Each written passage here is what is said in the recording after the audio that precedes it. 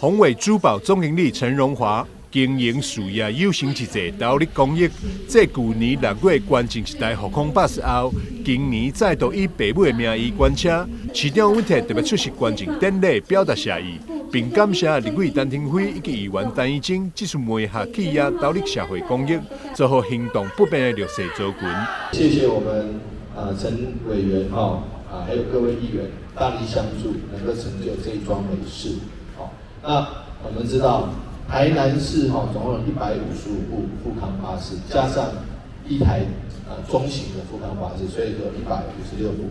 那这150部小型的复康巴士里面，一年要出行这个31万5千趟。以说去年来为例，去年113年出行了31万5千趟，平均一部车一年要出行2036趟。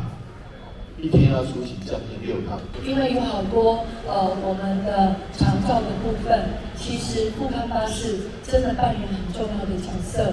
他们每次要去就诊就医的时候，其实常常预约不到，而且预约可能要1个礼拜、2个礼拜。但是有时候紧急的状况，他们往往都没有办法来得到紧急的协助，就是我们车子的调度不够多。所以我们谢谢我们的这个荣华用我们这个宏伟珠宝这样的一个角度跟角色，不断的在增加我们在复康巴士的量能。陈荣华讲，一路以来感谢上天，予伊好生意，对着困难时嘛有贵人相助。其中一位贵人就是立委陈廷辉，因此这次关车也甲陈廷辉联名，共同来做公益。一路10几单来做生意上感谢就是上天，予我一个真好的财运，会当赚到钱。来就是足侪困难，互我磨练，嘛足侪贵人，会当互我安尼牵绳。所以今仔日才有机会来关一台复康巴士来服务社会。我要讲的就是，其中一个贵人就是咱田飞姐姐。我10天前做生意的时阵，我有些唔捌的，因为甲我斗用，甲我牵介。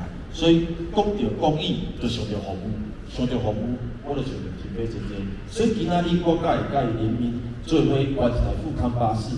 社会局指出，台南市目前有155台小型航空巴士，甲1台中型航空巴士，每档平均会当提供25万座以上的服务。而这车辆大多数是由民间企业、团体也就是市民个人所捐赠，为行动不便者、长者、弱势团体提供服务。